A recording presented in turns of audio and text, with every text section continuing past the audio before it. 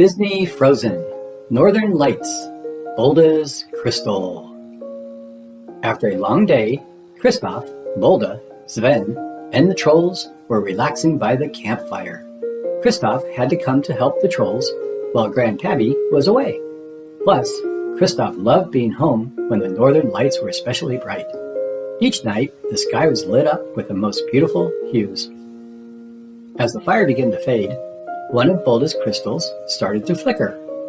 "Oh," she said, "my favorite crystal is going dark." "Don't worry," said Kristoff. "You'll have plenty of others."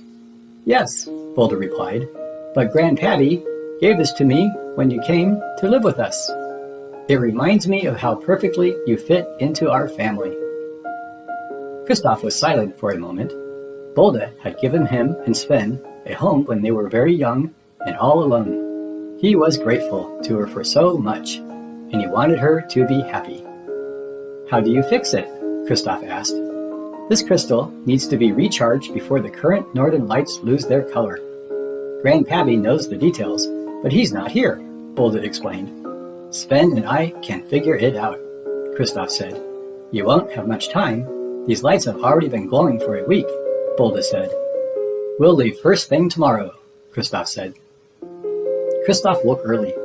"Maybe searching for other natural crystals is a good start," he said to Sven. He remembered that Anna and Elsa had an extensive collection of books and maps at the castle, so they set off to Arendelle to ask their friends for help. Kristoff found Anna, Elsa, and Olaf having tea in the library. Everyone was thrilled to see him, especially Olaf. Kristoff quickly explained that he needed to recharge Bulda's crystal. "I know one of these old books led your family to the trolls when Anna was little, and I was hoping that now it could lead me to where I need to go," he said. Elsa knew exactly which book Kristoff was referring to. "This chapter is about crystals," Elsa said as she opened the large volume. "Troll crystals can be recharged where lights wake the sky, where sky touches the earth, and where waters run long," Elsa read aloud. "Lights that wake the sky could be the northern lights," said Anna. "The mountaintop could be where the sky touches the earth," said Kristoff. "And there's a long, narrow fjord by Aloud Mountain," said Anna. "I bet that's where waters run long." They decided to head to the peak of Aloud Mountain.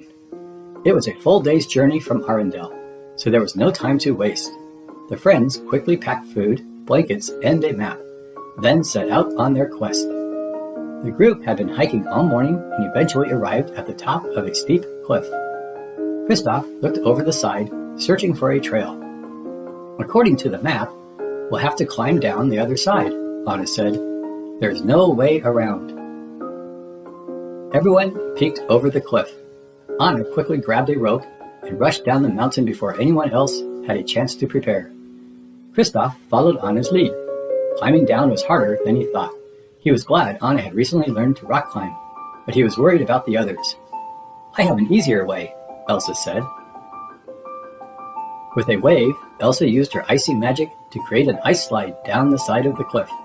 Then she, Olaf, and Sven slid past Kristoff and Anna. "Whee!" Olaf laughed. The ice slide was fun, but it wasn't the shortcut they were hoping for. After hours of walking and climbing, the friends finally reached the top of Aloud Mountain. To their surprise, there was nothing special on the summit. Anna looked around, puzzled. "Do you think we went to the wrong mountain?" she asked. The sun was beginning to set, so the group decided to stop for the night. "Maybe we'll have better luck in the morning," Kristoff said. As it got darker, the friends set up camp under a rock overhang. The group settled into their blankets, and Kristoff taught them a new song. As they listened, ribbons of color spread across the sky, and suddenly, crystals hidden within the mountain began to turn bright. "I've never seen rocks glow before," said Olaf. Kristoff immediately stopped singing. "Glowing rocks," he exclaimed. "Where?" Everyone got up and gazed at a crack in the overhang behind them. "Could those be crystals?" asked Elsa. Sven nudged everyone out of the way and hit the rock with his antlers. Crack! He created a wedge and a few crystals spilled out. But the crystals stopped glowing as it shook loose from the larger rock. "Maybe I can help," Elsa suggested. She waved her hands, summoning her powers. Ice crept into the cracks, and as the rock froze, the cracks were forced wider apart. Anna was drawn toward the glow. Perhaps if we remove them carefully, the crystals will stay bright, she said. Uh-oh, Elsa said. The lights in the sky are starting to fade, and the crystals in the rock are too. Anna thought for a moment. Perhaps we're going about this the wrong way, she said. The crystals are glowing inside the mountain, so if we put Bulda's crystal inside, maybe it will glow too. As Anna held Bulda's crystal up to the crystals inside the wall, a magical spark passed between them. Anna thought she'd saved the day, but when she removed her hand from the rock, Bulda's crystal was still dark. What happened? Asked Anna. I thought we completed the quest. After a short night's sleep and out of time and ideas, the group headed home, feeling discouraged. They hadn't been able to recharge Bulda's crystal. Still, they knew they tried their best, and everyone had to admit it had been an adventure.